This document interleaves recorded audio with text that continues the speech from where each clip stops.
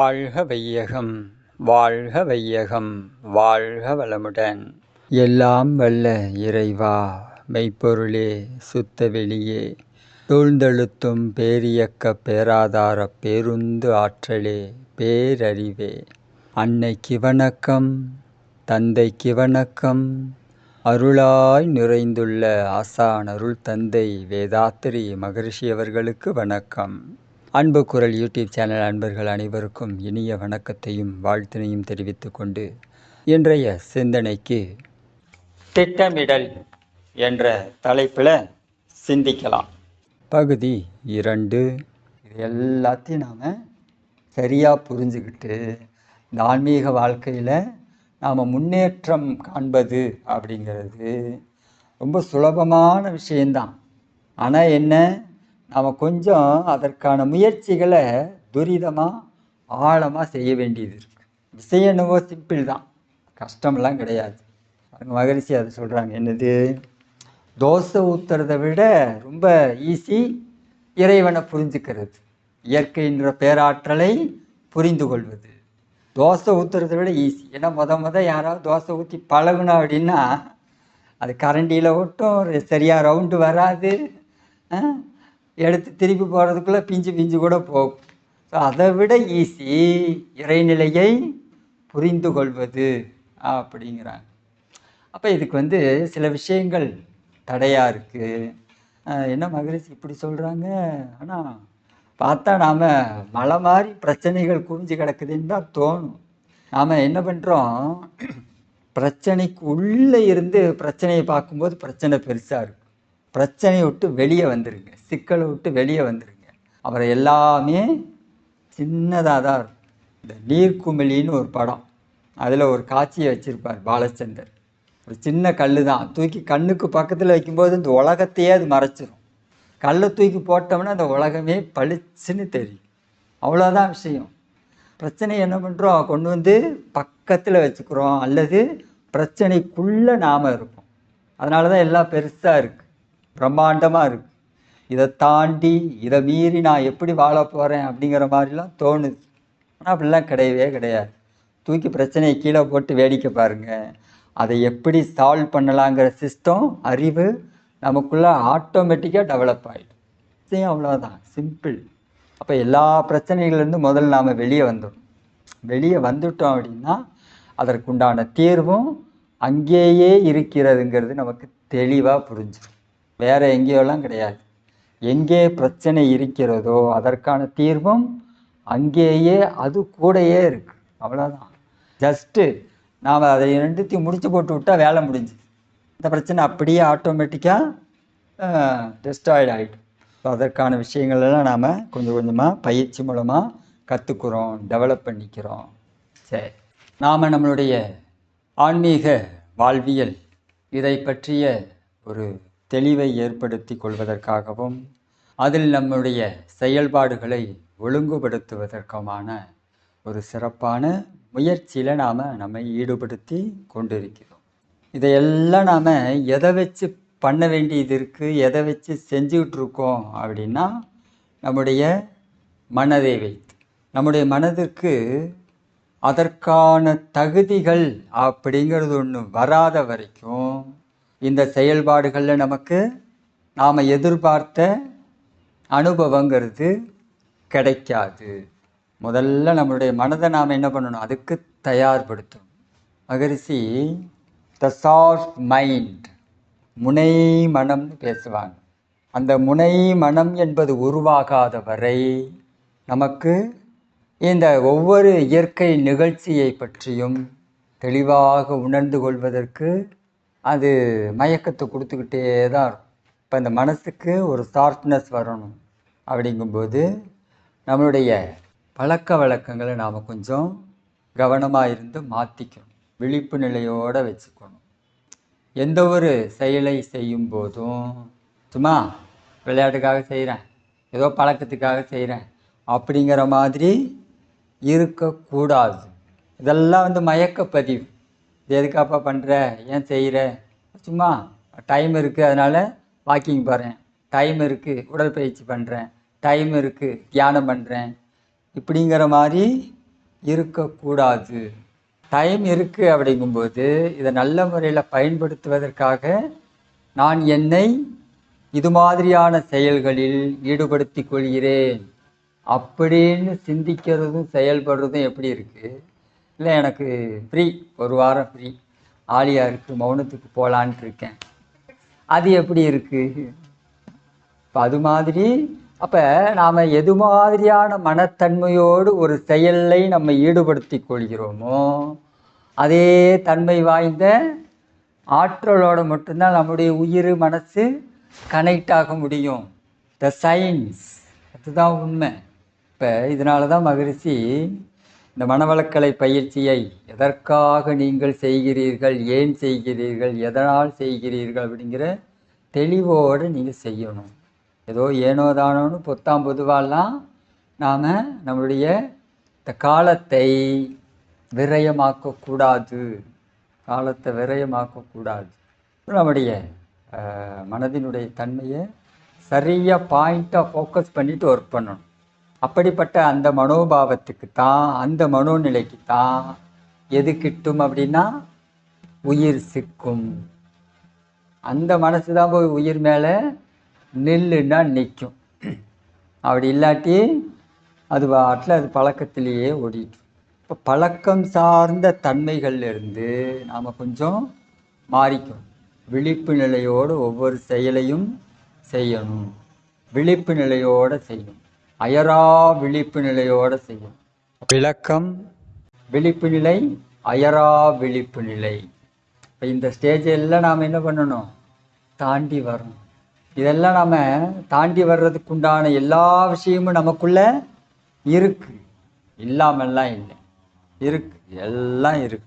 அதை அப்படி டெவலப் பண்ணுறதுக்கு நாம் ஒரு கருவியாக இருந்து பயன்படும். நம்மளுடைய சமையல் அறைக்கு போனோம் அப்படின்னா எல்லா பொருளும் இருக்குது. நாம் என்ன பண்ண போகிறோன்னு பிளான் பண்ணிட்டு பண்ணோம் அப்படின்னா பொங்கல் சாம்பார்னு வைக்கலாம். இல்லை, ஒரு பிளானும் இல்லை, போவோம், இருக்கிறது எல்லாத்தையும் தூக்கி அள்ளி போட்டு சமைப்பாடுனா அது எப்படி இருக்கும்? அப்போ அது மாதிரியான ஒரு வாழ்க்கை முறையை நாம் வாழக்கூடாது. பிளானிங் இருக்கும், பர்ஃபெக்டாக பிளான் பண்ணி நம்முடைய செயல்பாடுகளை இதற்காகத்தான், இன்னதுக்காகத்தான் செய்கிறேன் அப்படிங்கிற கிளாரிட்டியோடு நாம் ஒர்க் பண்ணணும்.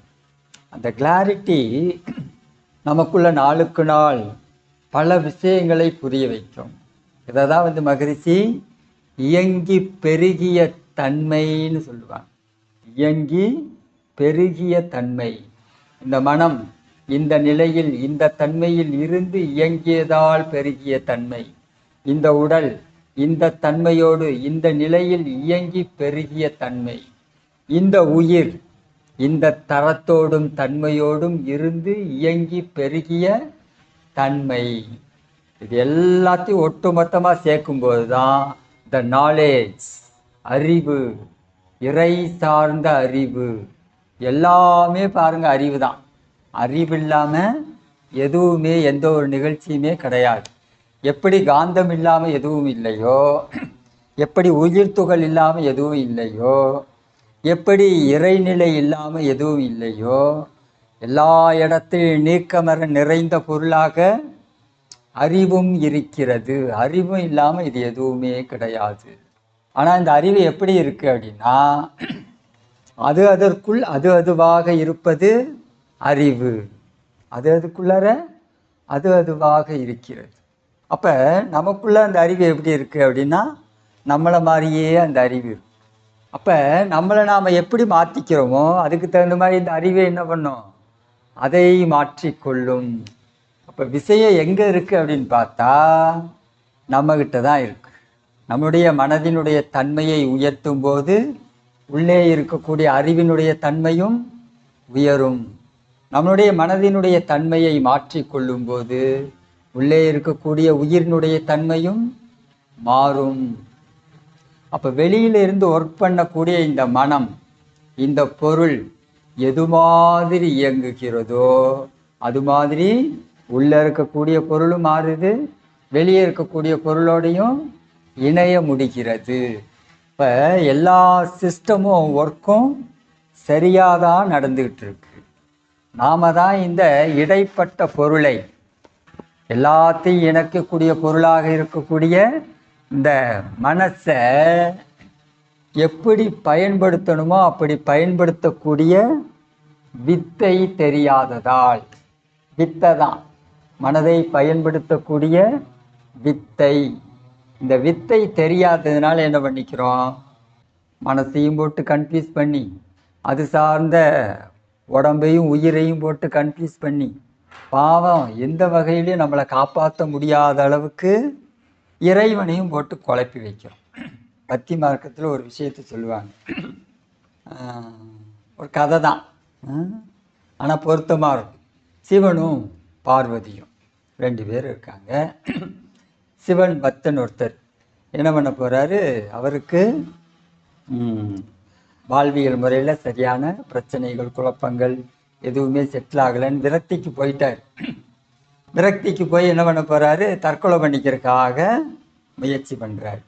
இப்போ பார்வதிக்கு இரக்கமே உருவான தாயார் பார்வதி என்ன சொல்கிறாங்க, நம்ம பக்தர் தற்கொலை பண்ணிக்க போகிறாங்கிறார், அவர் போய் நீங்கள் காப்பாற்றுங்க. இல்லை, அவனுடைய விதி முடிந்து விட்டது, அவ்வளோதான், ஒன்றும் பண்ண முடியாது. இவ்வளோ நாளாக நமக்கு பணிவிடை செஞ்சு நம்மளையே நம்பி ஒரு ஜீவன் பக்தியோடு வாழ்ந்தது இல்லையா, அதுக்காகவாவது அவர் போய் காப்பாற்றலாம் அப்படின்னு சொன்னோன்னே, சரி ஒன்று பண்ணலாம், நாம் விதியை மாற்றவெல்லாம் முடியாது, ஆனால் ஒரு புரிந்துணர்வு ஒப்பந்தத்துக்கு வருவோம். மேலேருந்து அவர் கீழே குதிக்க போகிறார். அப்பான்னு சொல்லி கீழே குதிச்சா நான் போய் காப்பாற்றுறேன், சரியா?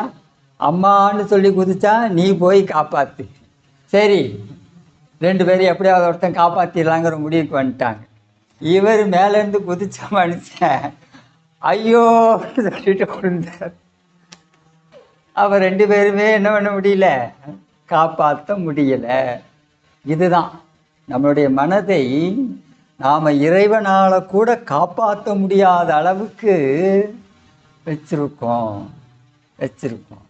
அப்போ இதிலிருந்து நம்முடைய மனதை, அதுக்கு தான் முதல்ல மகரிஷி மனதை பண்படுத்தக்கூடிய பயிற்சி கொடுத்துருக்காங்க. இறைநிலையை விளக்கிறது, இறை பற்றிய உண்மைகள் எல்லாம் புரிஞ்சுக்கிறதுங்கிறதெல்லாம் மகரிஷிக்கு ஒரு நோக்கமே கிடையாது. அதெல்லாம் அவருக்கு நோக்கமே கிடையாது. மனதை பண்படுத்துவது. ஏன்னா இதை ஒன்றை மட்டும் நம்ம டியூன் பண்ணி விட்டுட்டோம் அப்படின்னா, அதுக்கப்புறம் அந்த மனசுக்கு தெரியும் என்ன பண்ணணும் ஏது பண்ணணுங்கிறது. அந்த மனசு போய் அறிவோடு இணைஞ்சு உயிரோடு உயிராக அறிவோடு அறிவாக அந்த மனம் வாழ துவங்கிவிடும், செயல்களை செய்ய துவங்கிவிடும். மற்றபடி இறை தத்துவத்தை விளக்கணும், அதை பண்ணணும் இதை பண்ணணும்லாம் மகரிஷிக்கு 2வது ஆப்ஷன் தான். முதல்ல அந்த மனித மனதை மனித மனமாக மாற்று, அதுக்கு என்ன பண்ணணும் அப்படின்னு யோசித்து தான் இந்த மனவளக்கலை பயிற்சியில் உடல் பயிற்சி, காயகல்பம், தவம், தற்சோதனை இதெல்லாம் கொடுத்துருக்காங்க. பாருங்க, மனசுக்கு மட்டும் 2 பயிற்சி, உடம்புக்கு ஒரே பயிற்சி உடல் பயிற்சியோடு முடிஞ்சது, உயிருக்கும் ஒரே பயிற்சி காயகல்பத்தோடு முடிஞ்சது. ஆனால் மனசுக்கு மட்டும் 2 பயிற்சி. என்னென்னது? ஒன்று தவம், இன்னொன்று தற்சோதனை.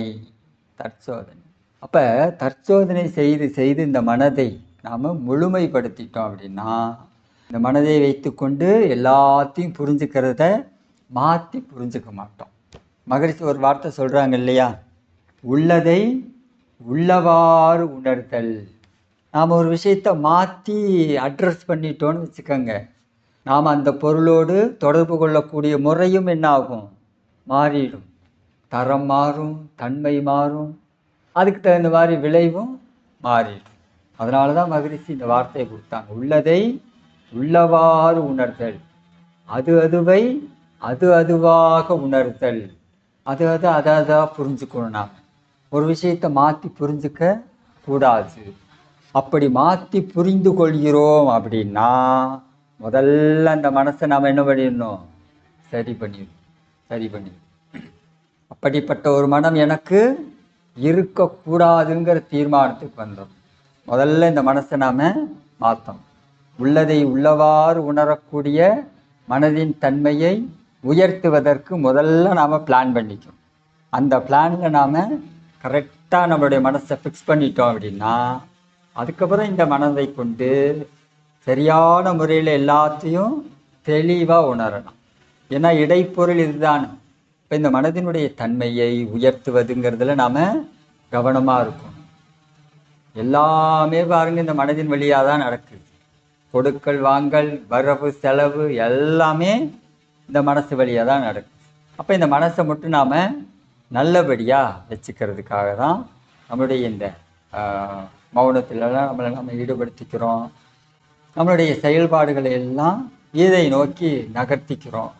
இப்போ நமக்கு இன்னும் கொஞ்சம் ஆழமான முயற்சிகள் தேவைப்படுகிறது. நாம் எல்லாத்தையும் சேர்த்துக்கிட்டு தான் கொஞ்சம் டெவலப் ஆக வேண்டியதாக இருக்குது. என்னுடைய முயற்சி முழுக்க இது மட்டும்தான் அப்படின்னா பெருசாக எதையும் சமுதாயத்தை பற்றியோ குடும்பத்தை பற்றியோ யோசிக்க வேண்டிய அவசியம் கிடையாது. ஆனால் நம்முடைய வாழ்வியல் முறை அப்படி இல்லை.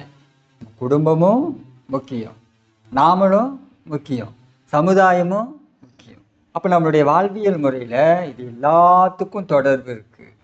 எல்லாத்தையும் சேர்த்து அட்ஜஸ்ட் பண்ணிட்டு தான் நம்ம என்ன பண்ணுறோம், இந்த முயற்சியில் நம்மளை அடுத்த கட்டத்துக்கு கொண்டு போகிறோம். அப்படிங்கும்போது இந்த முயற்சியில் கொஞ்சம் லேட் ஆகலாம், காலதாமதம் ஆகலாம், முன்ன பின்ன நடக்கும், அனுபவங்கள் மாறும். ஆனால் என்ன ஆகும், கண்டிப்பாக நமக்கு அந்த அனுபவம் சித்தியாகியே தீரும். அதில் எந்த மாற்றமும் இல்லை.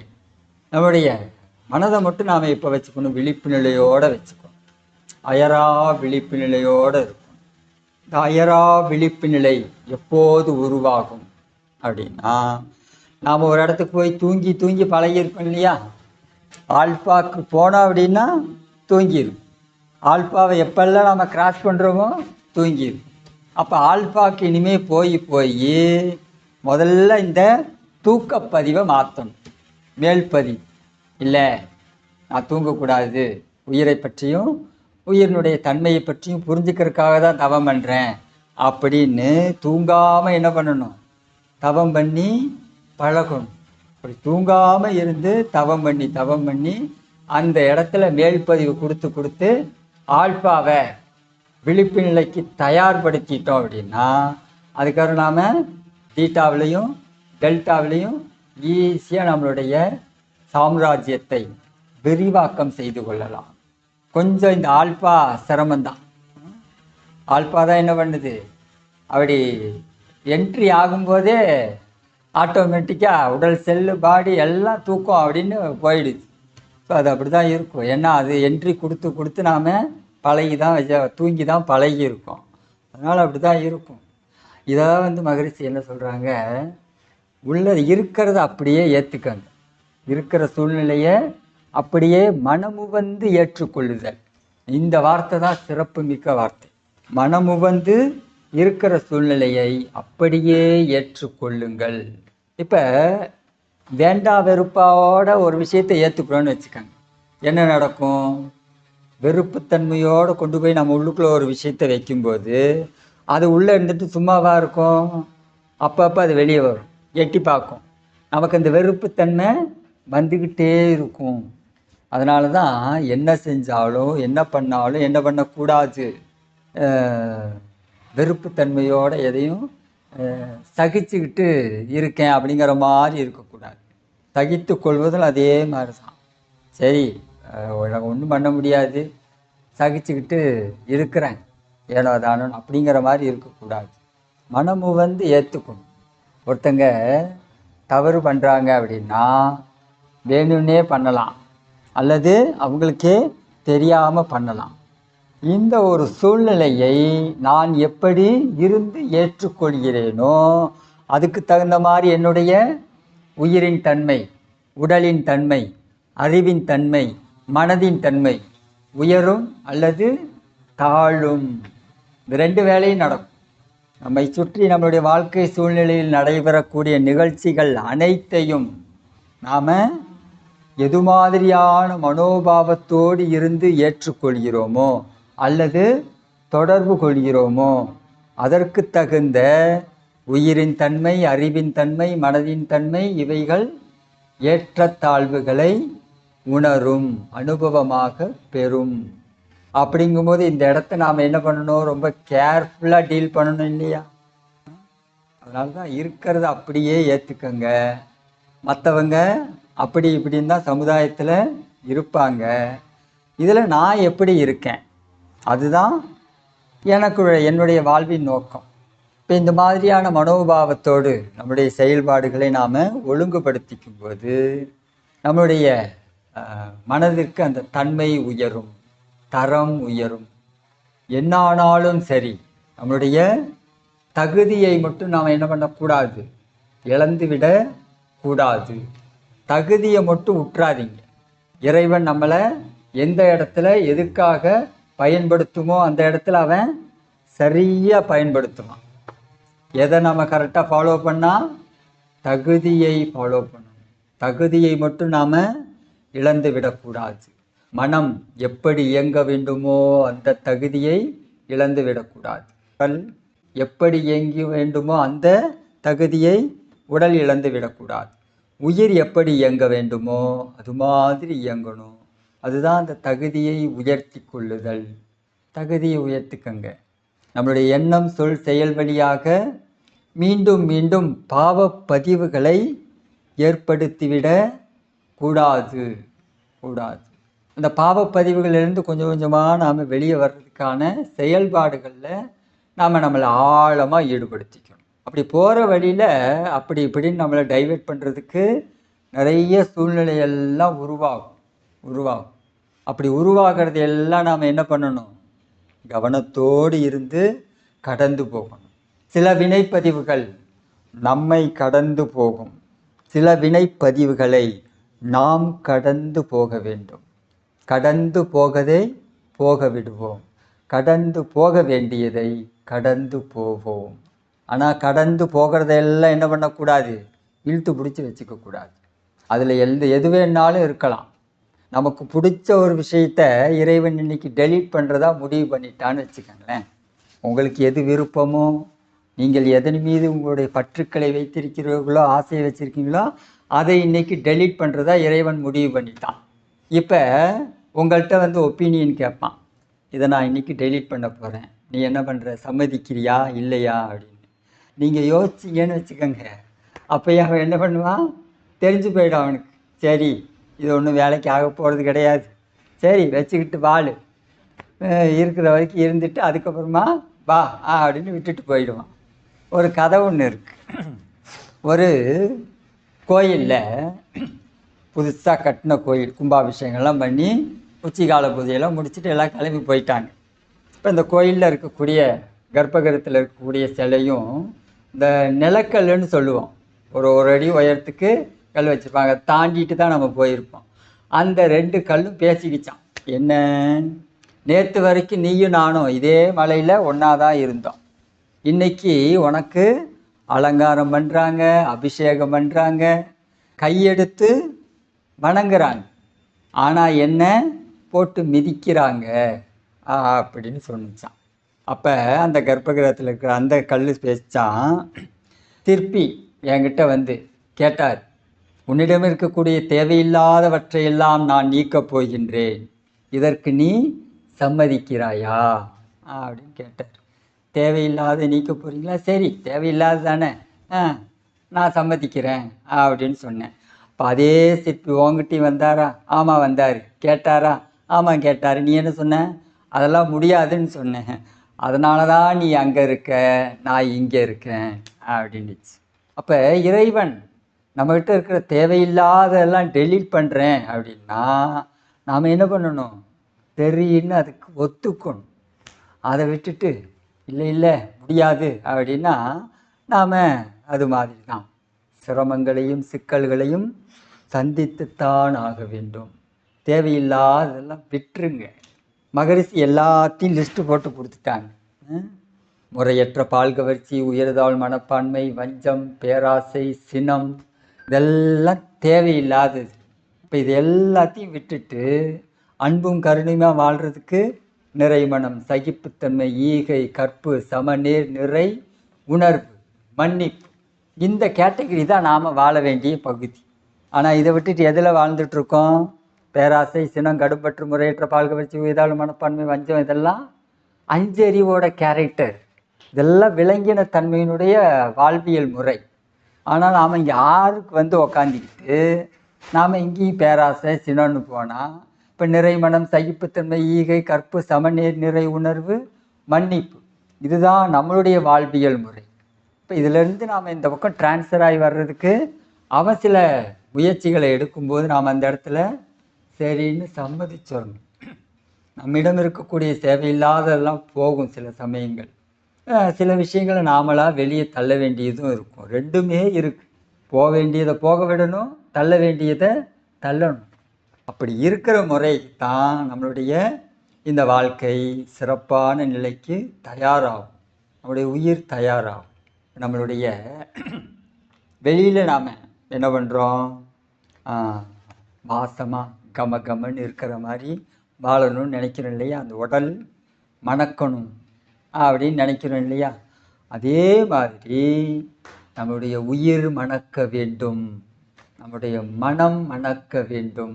உயிருக்குன்னு ஒரு வாசம் இருக்கு. அந்த வாசம் வீசும். அது வீசும்படியாக நாம் வாழணும். அந்த வாசத்தை தடுக்கிறதெல்லாம் என்னன்னு பார்த்தா இதுதான் விளங்கின தன்மைகள். நம்ம அந்த பக்கமாக வாழ்ந்தோம்னா அது வெளியே வர்றதுக்கு வாய்ப்பே இல்லை.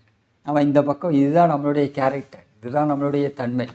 நிறைமனம், சகிப்புத்தன்மை, ஈகை, கற்பு, சமநீர், நிறை உணர்வு, மன்னிப்பு, இதெல்லாம் தான் வந்து மனிதன் வாழ வேண்டிய பண்புகள். இப்போ இந்த கேட்டகரியில் நாம் வாழும்போது தான் நம்முடைய உயிர் மணக்கும், ஆறாவது அறிவு முழுமை பெறும், இந்த சரீரம் ஞானத்துக்கு தயாராகும். இந்த உடம்பை வச்சுட்டு, இந்த மனசை வச்சுட்டு, இந்த உயிரை வச்சுட்டு தான் நாம் அதுக்கு தயாராகும். இப்போ இந்த விஷயங்கள் நம்மளுடைய செயல் பண்புகள் தான் என்ன பண்ணுது, இதை கொஞ்சம் அப்படியே டெவலப் ஆகாமல் தடுக்குது.